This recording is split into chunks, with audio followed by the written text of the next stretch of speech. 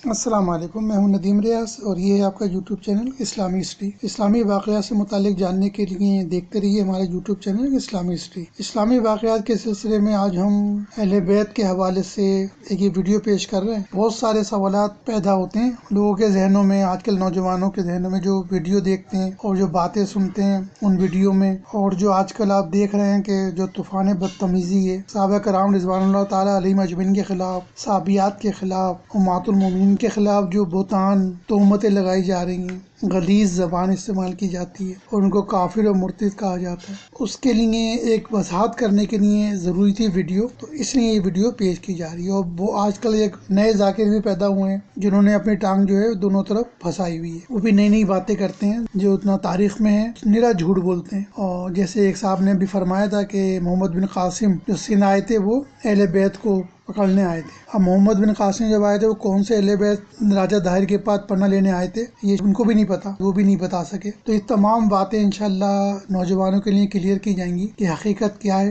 کون آیا تھا پیچھا کرنے، ان کو تو نہیں پتا، میں آپ کو انشاءاللہ بتاؤں گا۔ ایک کہہ لیں کہ بہت ہی افسوسناک دردناک پہلو کہ اہل بیت نے ہی اہل بیت کو قتل کیا، تو یہ بات آپ نے کبھی نہیں سنی ہوگی، نہ کوئی بتاتا ہے آپ کو۔ یہ جو کہتا ہے نا علمی کتابی، یہ علمی کتابی نے بھی آج تک آپ کو یہ بات نہیں بتائی ہوگی کہ حضرت علی کرم اللہ وجہ اور حضرت عباس رضی اللہ تعالیٰ عنہ ان دونوں کی اولادیں، اور بہت بات کی نہیں بلکہ 150 سال کے اندر ہی اندر جو لوگ تھے جو پیدا ہوئے اولادیں ان کی، انہوں نے ایک دوسرے کا قتل کیا، گرفتار کیا، قید کیا، اور جو سلوک کیا وہ تاریخ میں لکھا ہوا ہے۔ میں نہیں بتا رہا، یہ پہلے سے لکھا ہوا ہے سارا، لیکن چھپایا جاتا ہے، بتایا نہیں جاتا، الزام لگایا جاتا ہے سارا سنیوں پر، اور جو ہمارے ذاکرین بھی یہی کہتے ہیں کہ بہت ظلم کیا گیا، کیا کس نے یہ نہیں بتاتے، اس کا الزام دیتے ہیں سنیوں پر۔ ایک ہی واقعہ ہوا ہے تاریخ میں 1450 سال تاریخ میں، جو واقعہ کربلا ہے، اور وہ بھی اگر آپ دیکھیں یزید کے جو دادا تھے ابو سفیان رضی اللہ تعالیٰ عنہ، ان کو حضور صلی اللہ علیہ وسلم کے پاس فتح مکہ کے وقت کون لے کے آیا تھا، کس نے معافی کرائی تھی؟ حضرت عمر فاروق، جن کو عمری کہا جاتا ہے اور سنیوں کی طرف منسوب کیا جاتا ہے، الحمدللہ ہم انہیں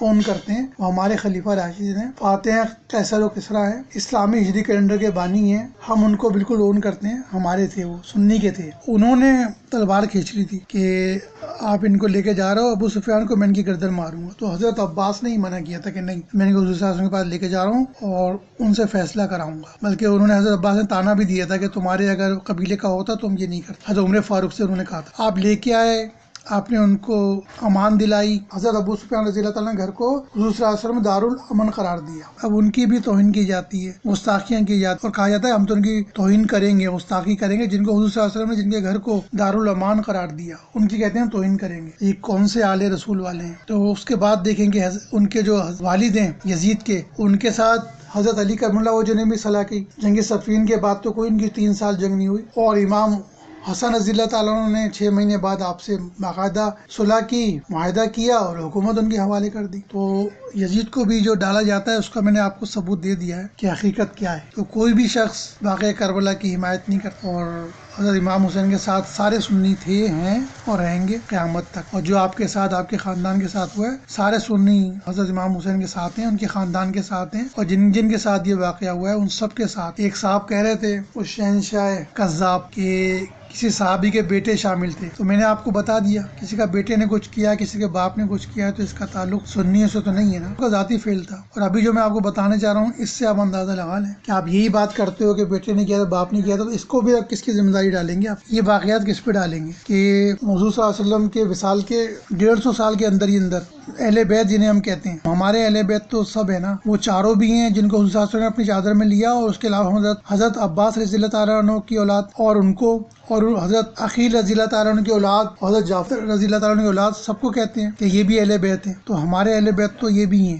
شیعوں کے ضرور وہ لوگ کہتے ہیں کہ نہیں ہمارے اہل بیت یہی ہیں جن لوگوں کو آپ چادر میں لیا تھا اپنے۔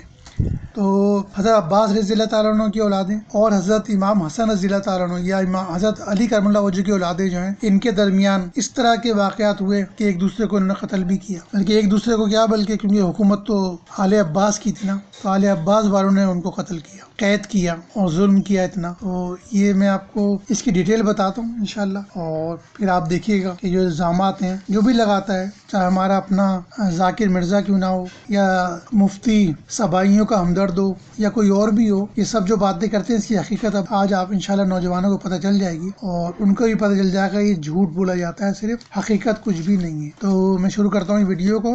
بنو امیہ کے بعد عباسی حکومت قائم ہوئی، اور یہ جو عباسی تھے یہ حضرت عباس حضور صلی اللہ علیہ وسلم کے چچا تھے، ان کی یہ اولادیں تھیں۔ تو ان کے جو پہلے خلیفہ تھے ان کا نام ابو العباس الصفا تھا۔ ان کے جو بھائی تھے منصور، ابو جعفر عبداللہ جو منصور کے نام سے مشہور تھے، اس کے بعد یہ حکومت میں آئے۔ دوسرے خلیفہ یہ تھے ابو جعفر منصور جو تھے، یہ حضرت عبداللہ بن عباس کے بیٹے علی کے پوتے تھے۔ دوسری طرف جو تھے وہ امام حسن کی چوتھی پشت سے تعلق رکھنے والے امام محمد نفیس زکیہ تھے، اور ان کے بھائی، ان دونوں کو شہید کیا گیا تھا۔ تو امام حسن کے بیٹے عبداللہ، ان کے بیٹے تھے محمد نفیس زکیہ۔ تو انہوں نے منصور کے خلاف خروج کیا تھا، جس پر منصور نے انہیں اور ان کے بھائی ابراہیم کو قتل کرا دیا تھا۔ عباسیوں کے خلیفہ منصور، جن کا پورا نام ابو جعفر عبداللہ بن محمد تھا، اور یہ دوسرے خلیفہ بنو عباس تھے۔ پہلے خلیفہ ان کا بھائی ابو العباس عبداللہ بن محمد لقب صفا تھا۔ انہی منصور کے دور میں ان کے خلاف نفس زکیہ نے بغاوت کی۔ منصور حضرت عباس رضی اللہ تعالیٰ عنہ کی اولادوں میں سے تھے، اور نفس زکیہ حضرت علی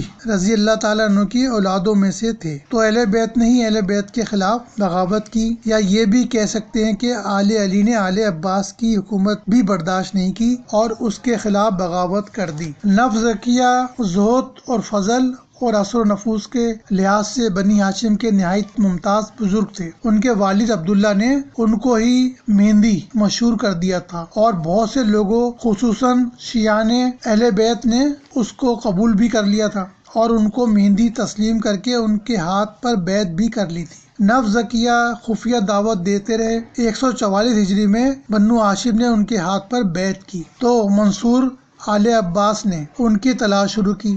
منصور نے نفس زکیہ کے والد عبداللہ پر سختی کی کہ وہ نفس زکیہ اور ان کے بھائی ابراہیم کو حاضر کریں۔ اس سختی میں ربا، جو کہ مدینے کا حاکم تھا، نے عبداللہ ولد نفس زکیہ کو قتل بھی کرا دیا، اور امام حسن کے بیٹے حسن مثنیٰ کی کل اولادوں کو گرفتار کر کے قید میں ڈلوا دیا۔ ان آل حسن کو گرفتاری کے بعد اور ان پر بے انتہا سختی کی وجہ سے کچھ افراد کا انتقال بھی ہو گیا۔ ان حالات کے بعد نفس زکیہ باہر آئے اور 145 ہجری میں مدینے پر قبضہ کر کے مدینے کے حاکم ربا کو قید کر دیا۔ پھر نفس زکیہ مکہ گئے تو یہاں کے لوگ بھی ساتھ ہو گئے۔ اس کے بعد منصور اور نفس زکیہ کے درمیان بہت سخت قسم کی اور آل علی آل عباس کے خلاف سخت قسم کی زبان استعمال ہوئی۔ اس خط و کتابت کے بعد رمضان 145 ہجری میں منصور کے بھتیجے عیسیٰ اور محمد بن قیتبہ کو ایک لشکر کے ساتھ منصور نے مدینہ بھیجا۔ دونوں میں جنگ ہوئی اور نفس زکیہ محمد بن قیتیہ کے ہاتھوں مارے گئے اور ان کا سر منصور کے پاس بھیجا گیا۔ منصور نے پہلے کوفہ اور پھر دوسرے مقامات میں اس کی تشہیر کرائی۔ ابراہیم بن عبداللہ کی تلاش۔ منصور کو نفس زکیہ کے بعد ان کے بھائی ابراہیم کی بھی تلاش تھی۔ ابراہیم کے ایک ساتھی سفیان بن حیان قمی نے منصور کو ان کے حوالے کرنے کا کہہ کر ابراہیم کو لے کر بغداد نکل گئے۔ ابراہیم بصرہ پہنچے اور نفس زکیہ کی بیعت لینی شروع کی۔ یہ نفس زکیہ کے قتل کی خبر آنے سے پہلے کی بات ہے۔ فقہا اور اہل علم کی بڑی تعداد آپ کے زیر اثر آ گئی۔ ابراہیم نے قصر عمارت پر قبضہ کر لیا، پھر حواس اور واسطہ پر قبضہ کیا۔ اسی زمانے میں نفس زکیہ کے قتل کی خبر آ گئی۔ یہ خبر سن کر ابراہیم کوفہ روانہ ہو گئے۔ اس وقت 1,00,000 فوج ساتھ تھی۔ احمرا کے مقام پر خیمہ زن ہوئے۔ منصور نے بھی عیسیٰ بن موسیٰ کو مقابلے کے لیے بھیجا۔ دونوں کا مقابلہ ہوا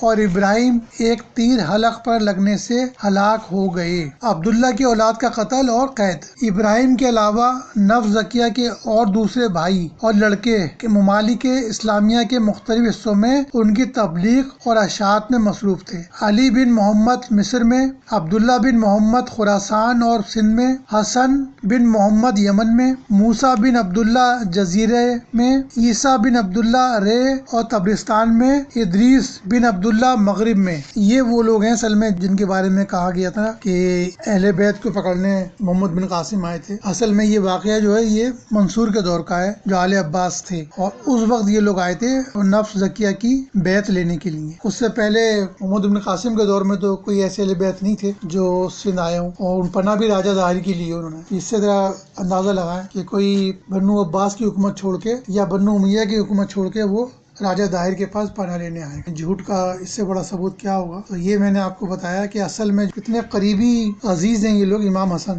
صلی اللہ علیہ وسلم کے کتنے صحیحے تھے, ان کی اولادیں ہیں اور چوتھی یا پانچویں پشت پر ہیں. ان کے ساتھ کیا ہوا, لیکن آپ نے کسی سے نہیں سنا ہوگا, کسی ذاکر سے نہیں سنا ہوگا آپ نے یہ واقعات. باقی آپ نے سب کچھ سنا, اور شاید یہی وجہ ہے کہ یہ بہتان تہمتیں لگاتے ہیں خلفائے راشدین پہ, خلفائے ثلاثہ پر, تاکہ ان باتوں کی طرف لوگ نہ جائیں, اسی میں لگے رہیں. یہ اس لیے چھپاتے ہیں ان باتوں کو. اور بہت سے ایسے واقعات ہیں, اس سے آپ کو اندازہ ہوگا کہ اصل میں تو یہ جو معاملات ہیں یہ آپس کے ہی تھے اور کوئی اس کا اہل سنت والجماعت سے کوئی تعلق نہیں تھا. تو اس پر اگر صحابہ کرام کو یا اہل سنت والجماعت کو کوئی الزام دیا جاتا ہے تو آپ کو اندازہ ہو گیا ہوگا کہ یہ صرف اور صرف جھوٹ ہے, تہمت ہے, بہتان ہے, کیونکہ حقیقت جو ہے وہ لکھی ہے تاریخ. تو میں نے جو بھی غیر جانبدار بہن بھائی ہیں ان کے لیے یہ ویڈیو بنائی ہے. تو انشاءاللہ تعالی اگلی ویڈیو میں مزید اس کے بارے میں آپ کو بتائیں گے. اور انشاءاللہ بہت جلد ایک اسلامک ہسٹری کے حوالے سے ہم ایک بنو امیہ اور بنو عباس پر بھی ایک ویڈیو کی سیریز شروع کر رہے ہیں. تو انشاءاللہ آپ لوگوں کو پوری تاریخ جاننے کا موقع ملے گا. ملتے ہیں انشاءاللہ نئی ویڈیو کے ساتھ. السلام علیکم.